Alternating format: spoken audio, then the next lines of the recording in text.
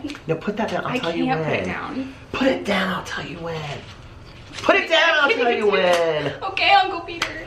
You should be used to people telling you what to do. I'm gonna stab you. Hey, you guys, it's Peter, and I'm back. Of course I'm back. I'm not going anywhere. Boost. Now it's the time. Now it's the time. YouTube famous now. And I'm YouTube famous now. Available in 2000 BC. The album Dad AF. I was gonna ask you what your favorite song is to sing. I don't know. Rock on, gold dust woman. All right. Not that. Today, I am really, really excited. If you've been watching my videos since January, I have been reaching out to people in all kinds of communities across YouTube to do interviews, and I am going to bring you some very, very exciting interviews this year. He gave me this fan. I can't even stop. It's really addicting, isn't it? I'm obsessed with this fan. It's very distracting for the viewer. It? You can have that fan. I'm so sorry. It's very distracting for the viewer. I need to put it down. It's so fun. So today I have with me Jessica Kent, Jess, and she is part of the prison community. She's part of the prison community, of which it's weird to say that, right? Because I didn't start my channel thinking like, oh, I'm gonna have a prison channel, but now it leaks in. And she is literally the princess of the prison community. And we're gonna get to that in just a second. But before we do, this video is sponsored, and I haven't had a sponsored video in a long time because I don't like to do sponsorships unless they're things that I can really, really support. And so I'm very, very excited to sponsor this box. No, it's not a box. We've actually, both of us looked at it. She's like, that's really nice. So what this is their flagship candle. Where did the lid for it go? I don't know. I think I put it over there. The lid is over there. It smells really good, doesn't it? Okay, so this is a WAHS candle, W-A-H-S. I will list it below, and I'm going to read to you guys a little bit about them in just a second. I had it pulled up. My receipts, Whitney. I had it pulled up in just a second. And it smells, this is blueberry vanilla, I think. Oh, blueberry cheesecake. And, okay, this is what I love about them. That if you go to their website, 20% of all purchases of their wax melts go to support Indianapolis or Indiana Humane. What are you doing? I feel like it's like a commercial. Get over here. Support Indiana Humane, which is to help animals in Indianapolis, my hometown, to find homes. So, do you have a lighter? I'm gonna give it to you. I want to give it to you. So, it's yours. Take it home.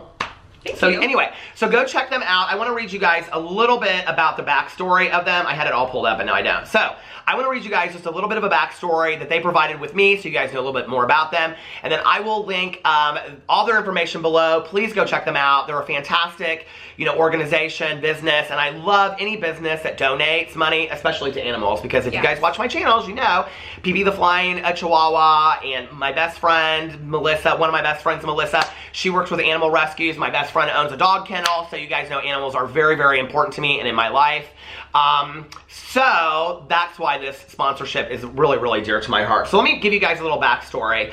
WAHS offers a suite of home solutions and designs, well known for handcrafted luxuries and high-end stylized decor, headquartered in Indianapolis.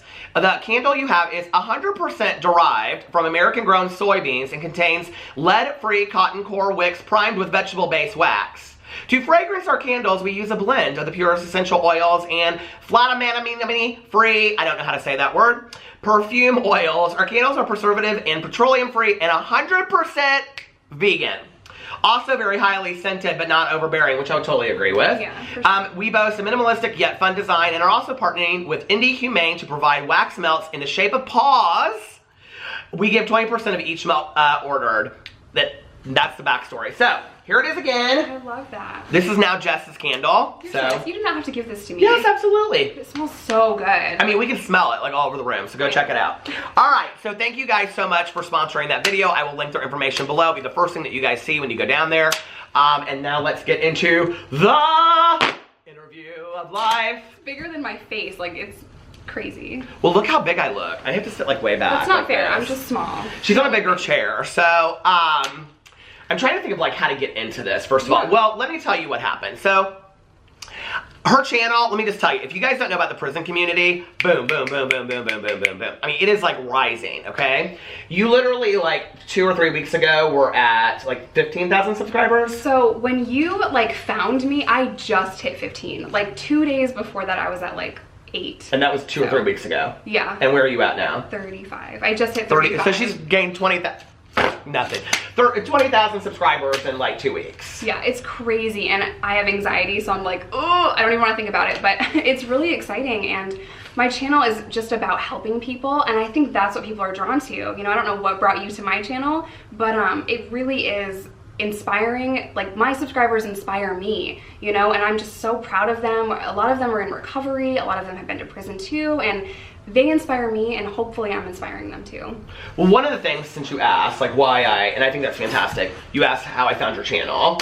And we were kind of talking a little bit on okay, so it's a funny backstory. So we met halfway. So I'm in Indianapolis, she's outside of Chicago, and do you care if people know that? No. Okay, so we met halfway in this little town called Maryville, Indiana, Crown Point. It's poppin' here. It is poppin', okay, and there's literally like...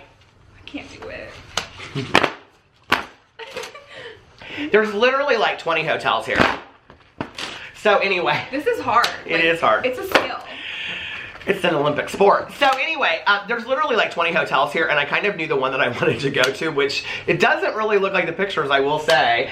And she's like, okay, I stayed here, I stayed there, these across the country, they're all fine, blah, blah, blah. And I'm like, okay, well, this one's the cheapest, or not the cheapest. We should have said the cheapest one, and we could have done that. Or review. Yeah, a review. Oh, that would've been awesome. So anyway, we come in, and it's like, the parking lot is literally dead. We're in a Bayfront, what's this called? Bayfront Inn? Bayfront Suites? Baymont?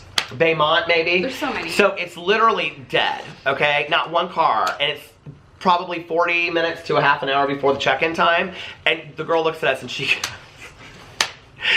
says, real serious, she goes, well, I can't give any early check-ins. And I'm like, we have driven all over the city for this specific hotel, okay? No, I didn't say that, but she was super nice. And we turned around, and then she was like asking us about YouTubers and stuff like that. I'm like, do you have anything for a very famous YouTuber? This is Peter Monn. I mean, hello. I was so embarrassed. Okay, I was so embarrassed. And then I said to her, girl, we're gonna put some handcuffs on that, okay? No pun intended. Now, this is me getting into the story. So anyway, we were sitting there. We were sitting there and we were talking to her. She was super nice. She was. So we gave a little shout out to Diamond, who was very, very helpful. She found us a room because I was like, I wanted to go in and say, okay, so we're filming a movie. We just need a hotel room for an hour. Nothing weird. It's totally, just keep smiling. It's just fine. the two of us.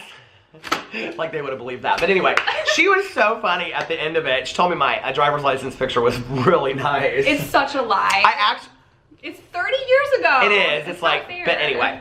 So the way that I found your channel was, for those of you that don't know me, is that I have 5 channels. I have this channel, I have a vlog channel that I vlog every day for like an hour. It's really like a podcast.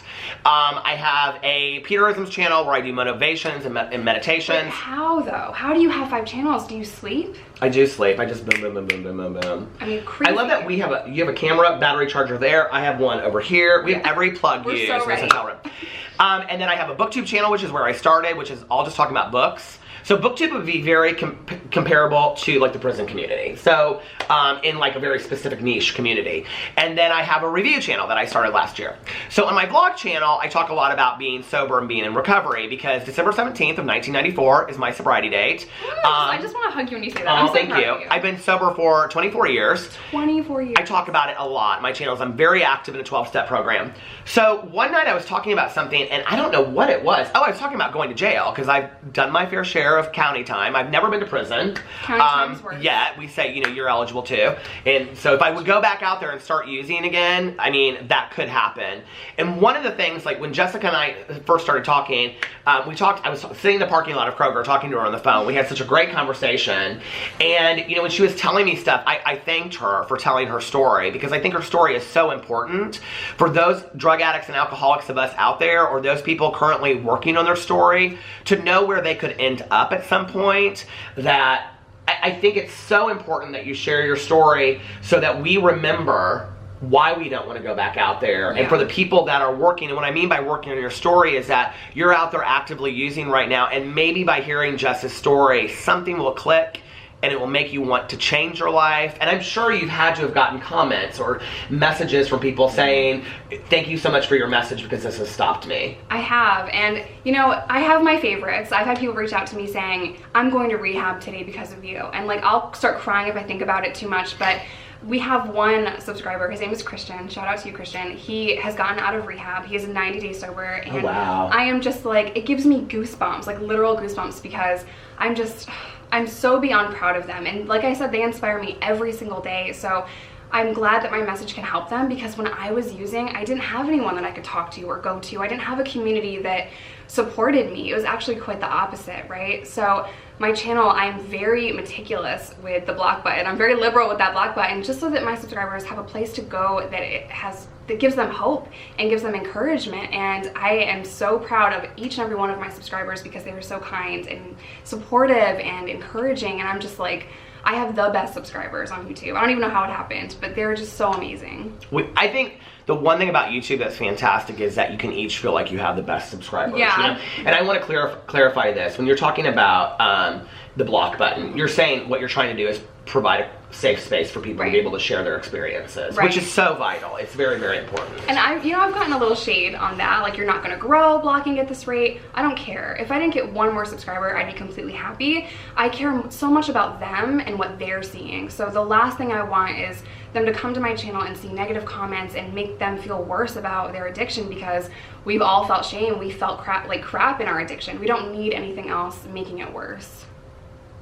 So I think, okay, so to get back, and that's such a strong message. I love that. Thank you. And I think that's why so many people, so what happened was on this vlog, so many people commented and like, you got to check out Jessica Kent, you got to check out Jessica Kent. I was like, who is this Jessica? I don't know her. I don't know. Listen, we don't eat at the Chinese buffet. I don't know her, okay?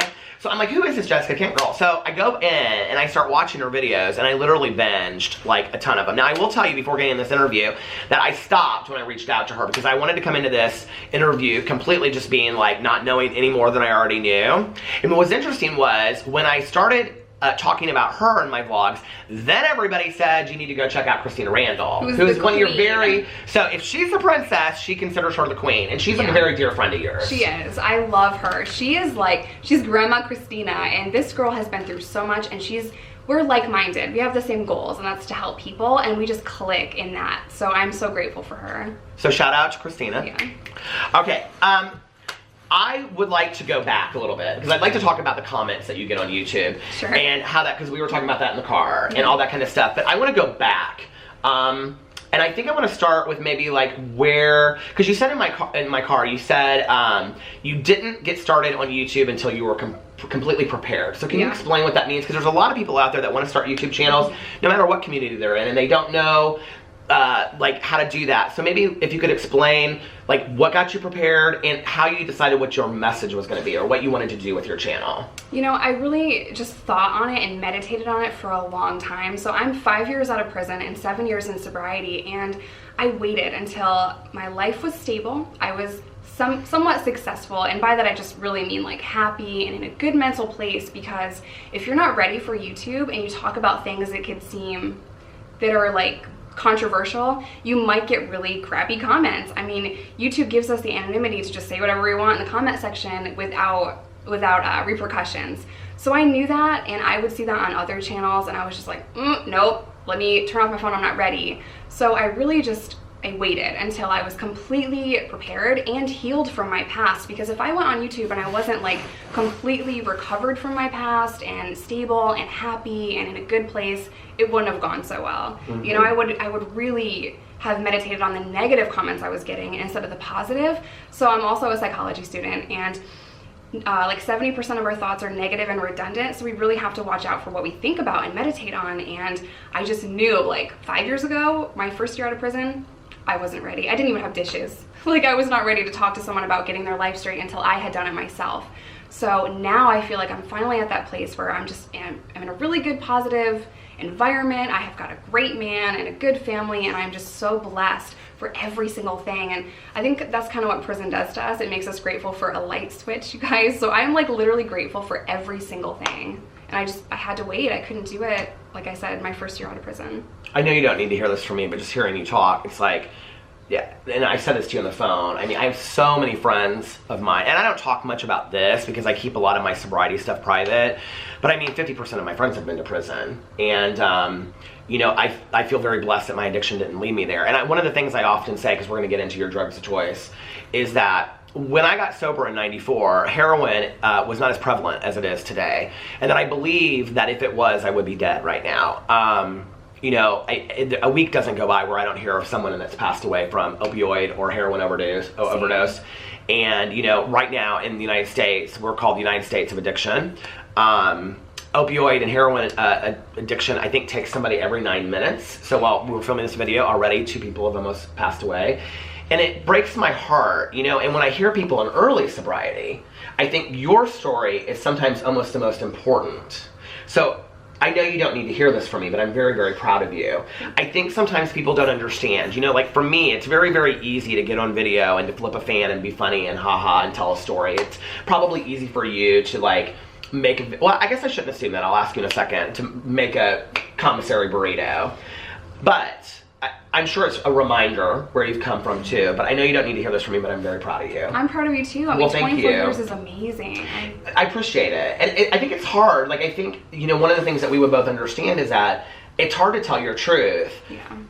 And not every comment that you get is supportive, and then they use it against you. Right. And you're like, I'm sharing my truth, okay? And then you're questioning my truth, and you're using it against me.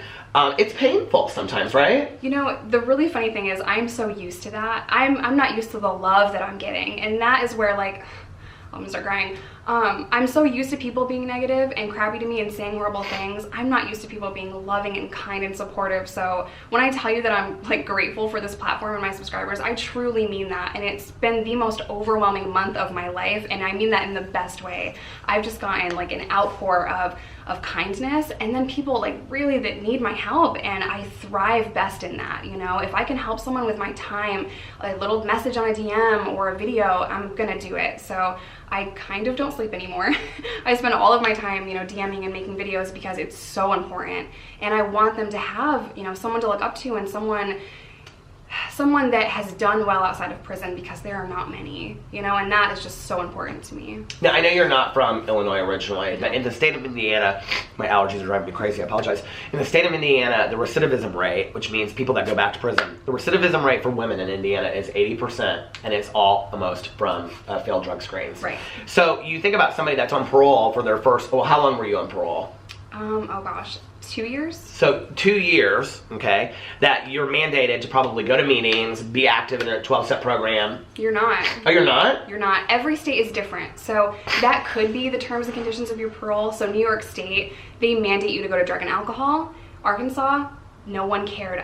Which is where you went to prison the first time. Right. So I had, or the last time. I had drug charges. You would think, like, this girl needs a program. They did not require that. However, I was living in a halfway house when I first got out, and they mandated me to go to treatment, or NA meetings and AA meetings. So if you had tested positive, let's say in those 2 years, what would have happened to you? So you get 3 chances on parole, and this varies from state to state, but you get about 3 chances to mess up, whether that's interaction with law enforcement, or like some traffic violation, not paying parole fees, which they demand of you, and which can be hard to get a job and pay fines and pay parole fees, 2 different things, and drug screens. So if I had failed 3 times, like 3 drug tests, they could have locked me up. I mean, really, they could lock me up for the first one. It's up to the parole officer's discretion, really. Did you have a female parole officer? I had so many. So I have had female and male. I had a really nice gay one that I loved. You? And well, you know. He was gone after like a month, and that just, he was so nice to me and like so beautiful too. And then I got a really mean one, but I miss him. He was awesome. So yeah, Arkansas offered to release me early, but I would have to go back to court, and like court gives me anxiety, so I just stayed on parole the whole time. You know, it's a hard position to be in, and I think, and like, I don't know how much of this you know, but I used to work in a treatment program. I worked with the Department of Corrections for the state of Indiana. I was a liaison between treatment, and I did evaluations and assessments and things like that when I worked there.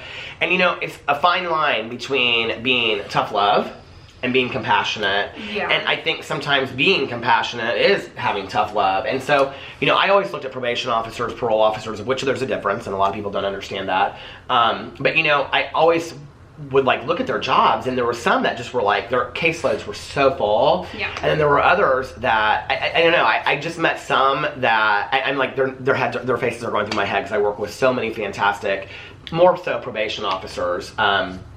Because for Indiana, I don't know how it is in other states, but for a parole officer, you have to have gone through like Indiana boys school, Indiana girls school, or prison. So probation officers would be somebody that was like on detention or had gone to county jail. And it depends. If you go to federal prison, you don't get out and go to parole. You go to probation, okay, which doesn't make sense. You'd think it would be parole, but it's called probation. So you were not in federal prison? No, I wasn't. So how many times have you been to prison? A couple. And I honestly I was very, to edit that out, I was very accepting of prison. I knew I was going to go at a very young age because I started selling drugs at a very young age. And I know you can look at me now and you just don't see that. How old? I started selling at about 14. How old were you when you started using? I was 13 when I started drinking, smoking weed, and taking pills. What pills were you taking? Oxycontin. Okay. And really anything I can So get my you were hands starting on. opioids right out of the gate. Yeah. And then what were you selling at 14? I was selling weed at 14, and then maybe for a few months, and then it quickly escalated into pills. And Now, really anything I could get my hands on. sorry, I'm trying not to interrupt. I'm so bad about it. Dude, I'm I so am bad too. about interrupting people. It's okay. I'm working on it. Okay, so were you arrested as a juvenile? Mm-hmm. Right, and that's kind of what started it. So I went on a new contentment in Arkansas, new set of cases, or new set of charges, but in New York it was just probation, violation, felony probation, then parole violation. I mean, it just was crazy. So they were locking me up for 30 days, 90 days, 6 months because I couldn't pass a drug test, or I would abscond, which means you leave state and you don't report. So I had a lot of problems with that. And I wasn't offered a drug treatment, anything. You know, I wasn't offered, hey, go to rehab and we're gonna help you with this. They saw me as a criminal, they saw me as a drug dealer and a dirtbag, to keep it completely real, and they didn't even think I had a problem. They didn't care. They didn't arrest me and care that I had track marks and that I had overdosed. I mean, they just saw me as a dirtbag. Do you think there's a stigma in our Department of Corrections and our judicial system towards drug addicts? I do, and I deserve to go to prison. I never want anyone to hear my story and think that I am whining about it or complaining about it. I 100% deserve to go because I was selling dangerous chemicals to people. So I don't want you to think that I'm like saying, oh, I shouldn't have gone, this is unjustified. No, it's completely justified. But I needed help and I didn't get it. So I think it's important just to kind of shed light on all of the people that go to prison and they need help and don't receive the help. So if you look at the statistics, over half of the inmate population is in on a non-violent drug offense.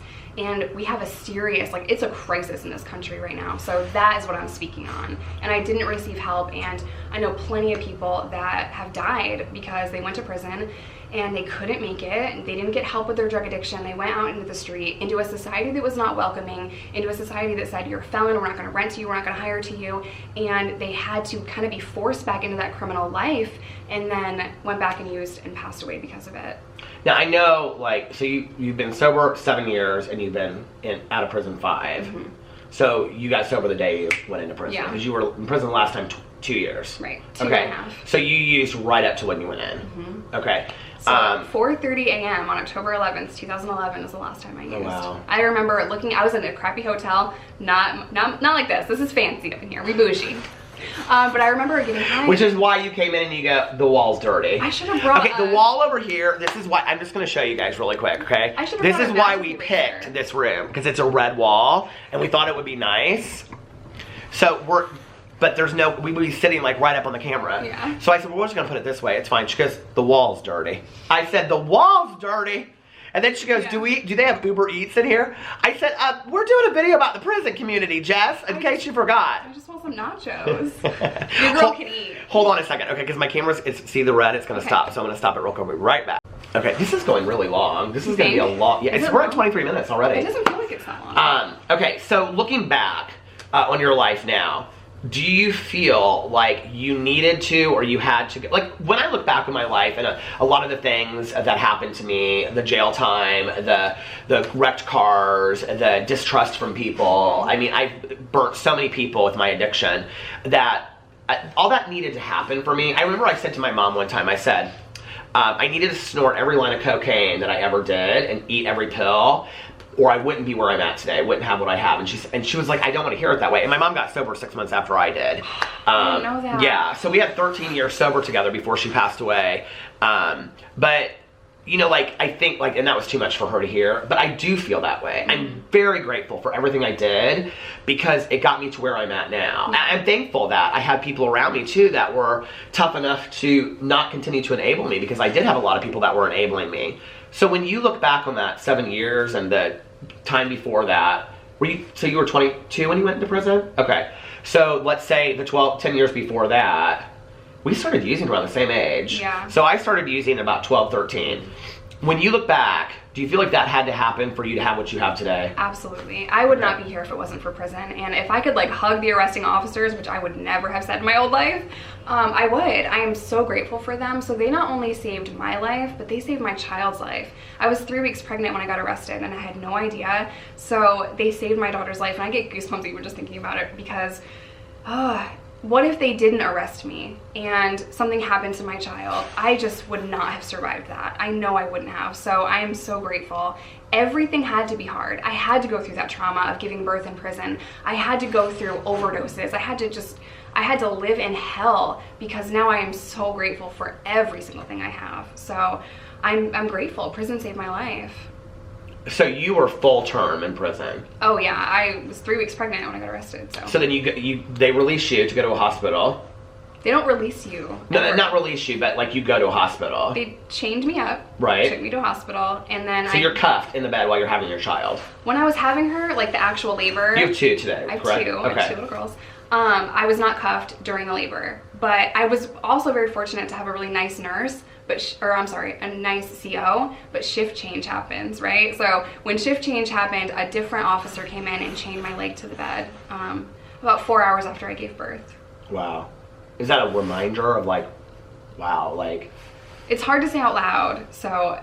Even today? Yeah, and it's been years. I suffered from extreme postpartum depression and PTSD because 2 days after my daughter was born, they came in and physically removed me from that room and put me back in jail. And it was just... 2 days? Yeah. So how much time in that 2 days did you get to spend with your daughter? Every minute. So I did have 48 hours with her, and I was so grateful for that. But I remember saying, it's going to make me cry. I remember saying, I'll be back. We cry on my channel, honey.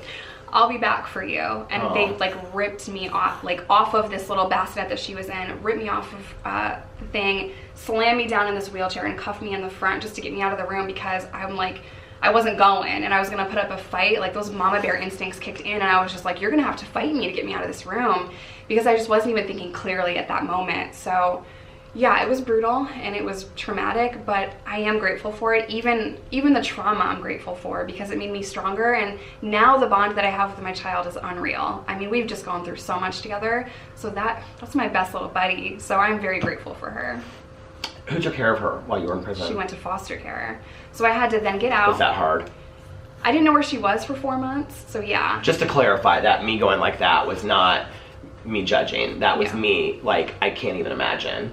It was hard. So a lot of people watch my story and they're like, where is your family?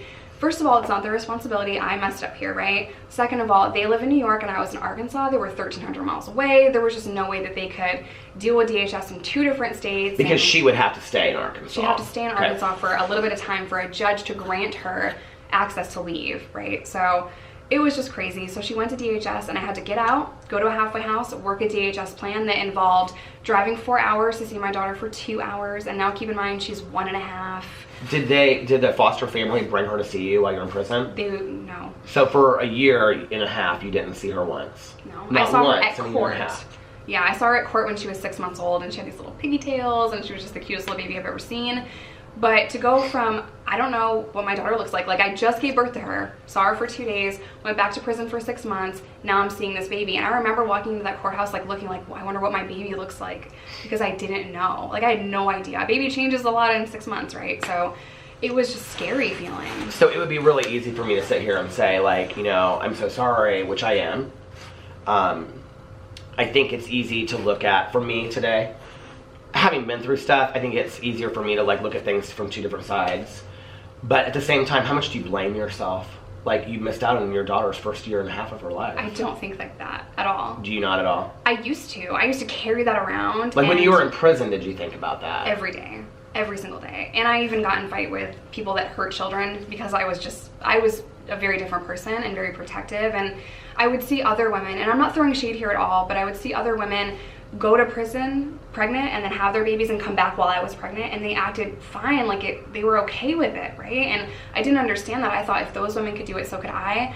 But I completely broke. I mean, I really did. There's no easy way to say that. I was going through hell every single day, and I blamed myself. I hated myself. I considered taking my own life because I had just let down the only person on this planet that I actually loved for the first time. And it was hard, but now that I have perspective and I stepped away from the elephant, I can see like what an amazing blessing that was. Because that had to happen for you to have a life today. Yeah. Because I think that that's the thing. Well, first of all, I think, you know, it's interesting when you say like other women were doing this. Yeah. You know, I say on my channel a lot that pain is universal. But the way that one person chose pain and the way that the other person chose pain it's different. Is different. And in fact, speaking about this, one of my favorite moments of Oprah ever is... I love Oprah. I do too. So anyway, she did a show with women who had killed their infant children. Oh my gosh. That took a turn. It's in her, yes, but I think it's important. So it's in her aha moments. If you want to look it up on YouTube, it's fantastic. And after the interview, she says, and this is just the part that they show, one of the women comes up to her and says, "Why don't you hate us?" And she says, "No, I don't hate you because, see, that's what you do with your pain, yet I do something different with mine."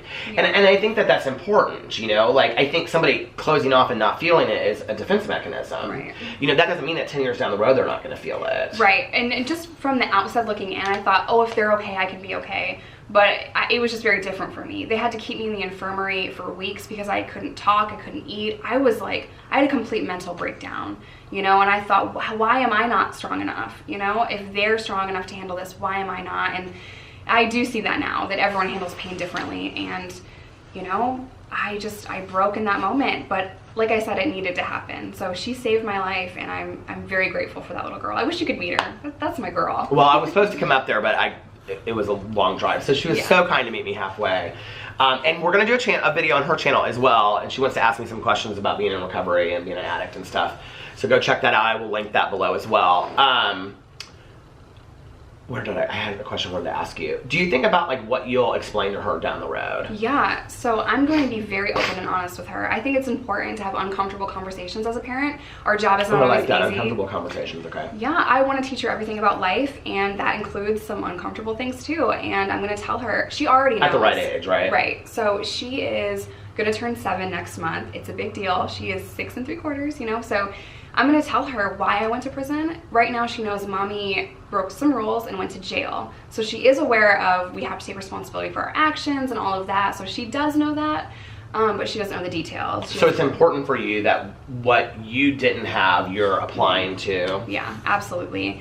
And, you know, when it's age appropriate, I will tell her all of these things. I honestly can't wait till she's 30 and we can be best friends and I can tell her, like, all of these little things, you know? She has an amazing story, and I tell her that, like, girl, you have this great story. And she thinks I'm YouTube famous, right? And she'll watch... Well, you are!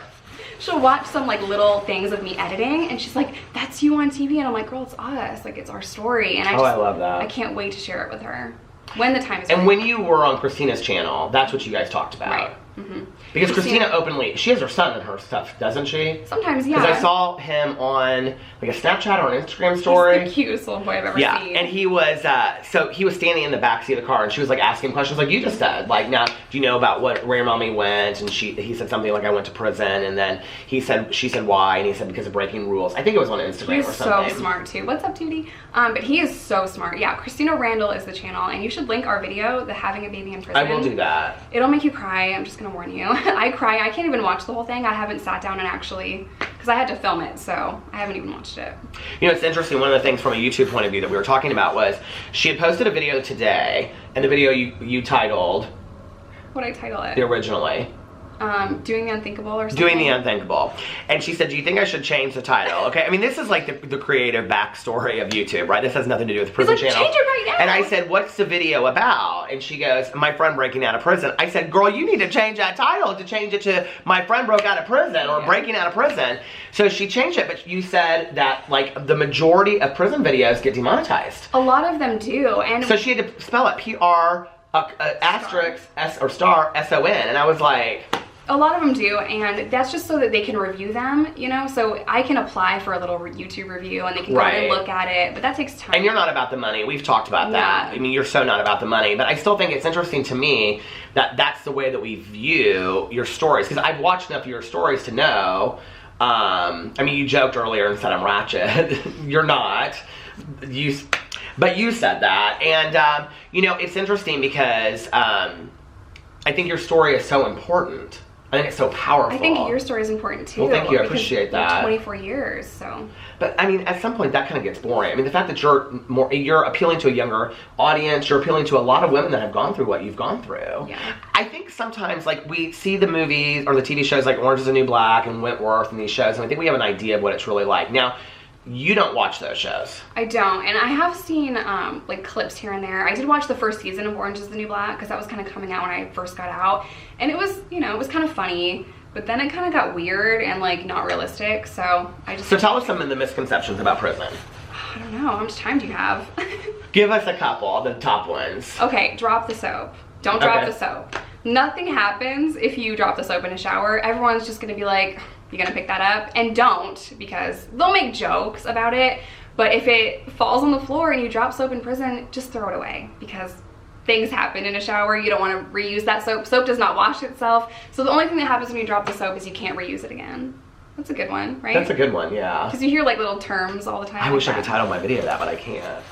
Don't do it. Oh my God. But there are sexual relationships and pairing up, and I mean, I've heard friends of mine that are male, very masculine, very straight, going to prison, and they're like, that is 100% true. That does happen. Yeah, it is. Like, you know what that is? What? It's I love you, go to rec. So they'll have like girlfriends. What? And they'll be talking across Oh, the like, windows. I love you, go to rec, let's meet? Love you, go to rec. Yeah, to see each other. Okay, got it. So that's like a whole thing, and they'll create little like families almost, and they'll have relationships. I have seen, like, I had a friend that was, this is not offensive, this is just what they call each other, they call themselves that. She was a stud broad, like studly. She was handsome, and you couldn't tell that she was a female. She was just a really good looking guy for a girl. And they're stud broads, and I was really close with her. She was my really good friend. But even if you hang out with someone that's a stud broad and you're pretty, like long hair would mean pretty, people talk and they're like, oh, you're in a relationship with that person. It's very like very chatty, very gossipy. There's a lot of drama in prison, and it's hard. It's like summer camp with violence. So when you come in, do they look at you like, Yes. I mean, immediately? Yeah, they're sizing you up. They're trying to see if you're about that life. They're trying to see if they can get over on you, if you can be taken advantage of, and they'll test you. I remember I was going into a new barracks one time, and I was unloading my stuff, which is like dangerous because everyone can see what you have, and like you're not paying attention to your environment, which is like classic PTSD. I'm very aware of my environment to this day, but I'm unloading my stuff. She's like, let me get a soup. And I was like, no. You know, and this is a big girl, and she's like, let me get a soup. No. And I'm throwing it in, and she's like, it's just one soup, but everyone's watching. So if I was to give her that, I would appear weak. So you just have to be careful and pick and choose. So some of that stuff that's like in Orange is the New Black is true, because I watch all those shows. I love them. Prison riot, women don't stick together. They're not gonna riot. It's really, they sad. don't? No. And a lot of women are afraid to go to jail, which is solitary confinement. So a lot of women just won't. They're like, I'm not going to jail. I'm not doing that. So were you in solitary confinement? Yeah. For? There's so many things. I was like the contraband. Jess! I know. I was the contraband queen, so I would try to steal things. Like, grab that pen. I'll show you. So the cops like put that like right there. So I would just like bump them and like take it like really quick. And if I ever got to see if you could do it. To see if I could do it, and I want a pen, like a good pen. They're rubber pens in prison. So I would like bump them and take it out of their thing, right? And if they caught me, I would act like I was joking, you know, like I'm just playing, you know, like nerves, right? So I know your type. I know your type. Now, do you still do that? Watch or anything. Do you still do that? No, I only did it to get what I needed. So I could sell that pen for $5, $10. You never once stole anything that you did not need. In prison?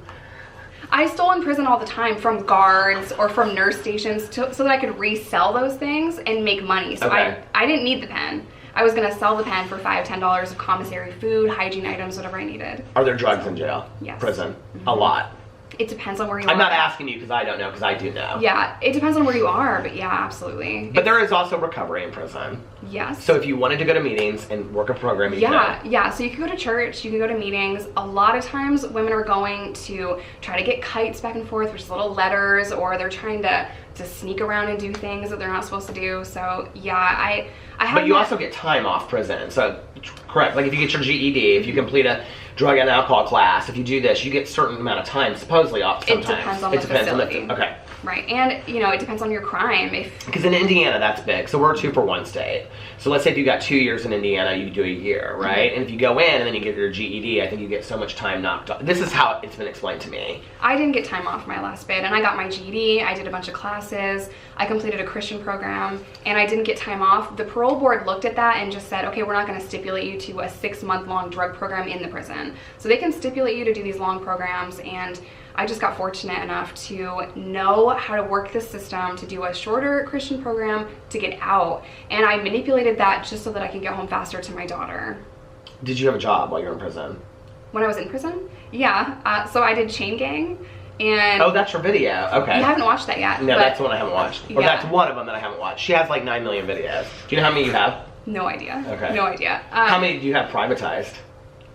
More than I have public. She went in and privatized. I said, unprivatize this video. People want to see them. She's like, no, they're bad. They're bad quality. I'll go back in and redo them. When you're watching yourself, you're like, oh, like it's cringy. It's true.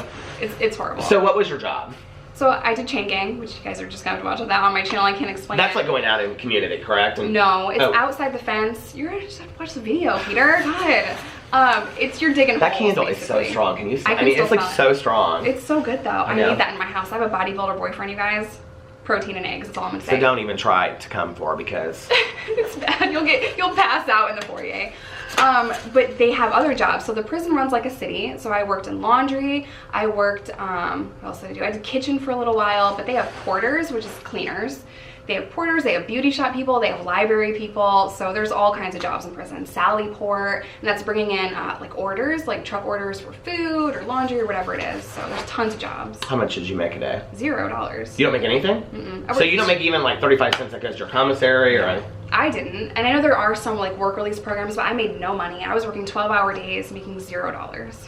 So when you, who was putting money in your commissary? No one. That's why I had to steal pens and sell them. Oh, so I had to hustle to survive. I mean, straight up. Now you have some recipes on your channel. I do, yeah. Prison burrito. I'm gonna review the prison burrito and I'm gonna put it on our channel, and then I'm also gonna do the Kristina's cheesecake. Well, I'm on a diet right now, so I have to wait. Okay, but can you and I asked you, and you were like, I don't remember really, like what some of your favorite commissary was. I really liked making nachos. That was like my favorite thing, was prison nachos. And I love coffee. I'm a big coffee head. I had like the best coffee recipe, like kiwi coffee with hot chocolate and sugar. It was just so good. So the truth is, because I know this, but that people do have recipes. There's like prison recipe cookbooks out there. There has to be. I mean, there's so many recipes. Well, the one that I heard the most about through the years is people making whippets in prison. Really? Yeah, do you know what I'm talking about? So you take like Kool-Aid and coffee and you mix it up and then it gives you some kind of high. Probably. I've heard about that a lot. I would see people do coffee That might bombs. be more county though. Coffee bombs was a thing. Yeah. Like, like just like literally swallowing coffee and toilet paper. You know what that would do to my stomach? Okay, so what were some of the main kind of things that people made? Pizza was a big deal. Prison burritos was a big deal, which they all have ramen noodles in them. Cake. People love sugar in prison, so they would make tons of cakes, and I didn't really like it because you're like smushing a bunch of little Debbies together. That was not my jam. But they love to make cakes and cook and do art, and they're trying to do anything to keep their mind off doing time in prison. Is there anything you can say that's positive about your time that you were there? I got to reflect on who I wanted to be, honestly, and that looked nothing like the person I was. So I'm so fortunate for prison, and even my time in solitary confinement, which I've done my fair share of solitary confinement, because it allowed me to take a step back from people and really just do a lot of self-reflection that made me who I am. So solitary confinement, how long? What do you mean? What was the longest time you were in solitary confinement? 6 months. Total of 6 months. Mm-hmm. What does a day in solitary confinement look like? Dark and sad, and people... I mean, are you in a cell by yourself? You're in a cell by yourself, and every state is different, but my experience was I was in a cell by myself. The guards would come by 3 times a day and give you a meal, a tray, through a little slit in the door. That's your only human interaction. No TV, nothing in solitary confinement. No window that you can see light.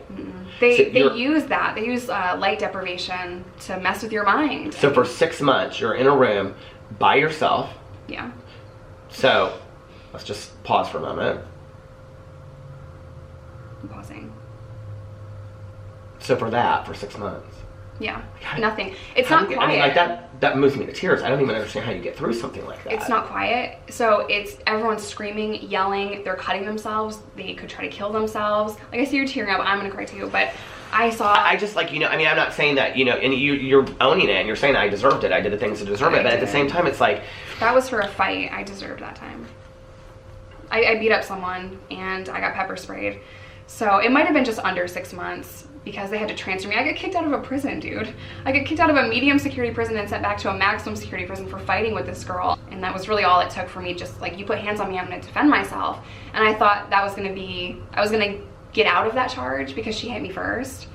No, nope. So I had to be transported. And during that time, I saw women try to kill themselves. I saw women beat up. I saw a transgender woman kept in solitary for 10 years because she wasn't finished with her surgery, and she was MTF, and I talked to her through the vents, and I was just heartbroken for her. And you could tell that during that time, I'm sorry, like, she wasn't even treated like a human, and during that time she her mind just broke. I still think about her to this day. And I don't know what she looked like because we could only talk to each other through a vent. So I don't even know what she looked like. That's a really powerful story. And I think, like, I think it's important that, like, I don't take away from, I think one of the most important parts of my message, and I didn't go through anything near like what you went through by any means, but that I had to go through. I own what I did. I own what I did. I hear you doing the same thing. Yeah, but that doesn't mean that prison reform isn't important. Do you believe in prison reform? Yes, it's desperate. I mean, we desperately need change.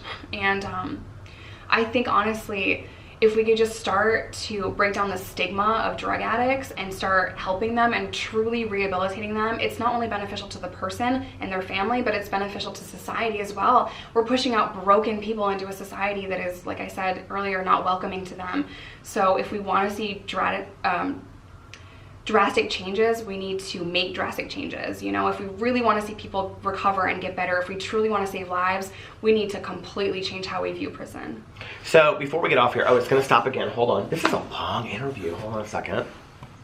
Okay. I did want to ask you this before. What was it like right when you got out? Do you remember the day? Yeah. It was a Tuesday. No, I don't remember the day. It was so overwhelming, and I was just scared. I had no clothes. I had no shoes. I had no friends, no family, nowhere to go. I didn't even know I was going to go to a halfway house. I just kind of ended up at a halfway house. Parole approved me to an address that they didn't verify or check. So I showed up, and everyone's on parole or in drug court, and I'm like, no ma'am. Like, a friend lied to the parole office for me to get me out because I had nowhere to go. And I showed up, and she had done that for like 4 other people, and I'm just like, I can't live here with you. So Arkansas didn't check. They just called and said, can Jessica come here? And I just said, I'm gonna spend the night here and figure out what to do, you know? And I was overwhelmed and scared, and I had a lot of anxiety and a lot of fear, but I just let that motivate me. And I just thought, if I chase sobriety with the same momentum that I chased my addiction, it's limitless. The possibilities are endless, and hopefully I'm living proof of that. So you got out with no money or anything? Well, ADC gave me $100 on a little card, and I had to rebuy hygiene items. So if you end up in prison and someone's like, can I get your makeup? Can I get your shampoo? Can I get your toothpaste? And you don't have anything, don't happily give it to them. That's what I did. I happily gave away all my stuff. Because you thought you were just going to get it when you get out. Right, I just didn't even think about it. I was just kind of overjoyed to get out, and when I got home I had to rebuy all that stuff, so there goes $100. What was your first meal out? A friend picked me up and got me hibachi, and I was like, she's like, pick anything you want. And I'm like, that's what you picked? I picked hibachi. Oh my god, that's hilarious. I always hear people say fast food or pizza. No, I waited and got hibachi, and I was like so excited for the show and the fire and cooking real food, but I got so sick I threw up. Aww. For like the salt intake, or like I ate too much or too fast, you know, and that's kind of something that you do when you go to prison. Like, you only have 15 minutes to eat, so I was like, you know, and I got so sick in the parking lot. But those first few bites though. Did you gain weight or lose weight in prison? It varied. So I first went in really, really skinny. I was on meth at first, and I was like 90 pounds. Like, can you imagine me 15 pounds lighter? Oh, you're like, thin. You're really thin. It was bad. It was really bad. And I'm still trying to dig up that first mugshot so I can show my subscribers. We talked about that. I said to her, I said, you got to do a video with your mugshots because that would be so powerful. And, you know, it's hard too. Like with mine, like I'm sure somebody could find them out there, but I can't because it's been too long. And you're like, I want them. Like I want to find them. I found my ADC picture like of me in prison, but I was fat. I was pregnant. That's not the picture. I want the picture of like sunken in face. Like I want that picture. And I was really, really skinny, and I was pregnant, so I think I gained like 70 pounds in my pregnancy. So I had a really healthy pregnancy. I was eating tons of food, and when I got out, I went right back to being skinny because I couldn't afford food. So I was really skinny. But now I have a bodybuilder boyfriend, and we eat all the time. So if a relationship does not make you gain a little bit of weight, obviously, if you wanted to Uber eat some nachos and pizza up into the room.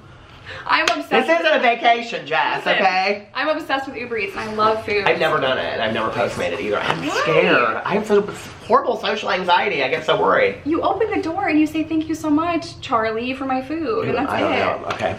I'll do it for you. Okay. That'll be our next video. Review it on Peter's review channel. Yeah, well, okay. So one last question I want to ask you. Sure. What, she covers so much on her channel, you guys. She covers being pregnant, having your daughter, you know, all kinds of stuff over there, like stories, funny stories about being in prison, not so funny stories about being in prison. There's a couple funny ones.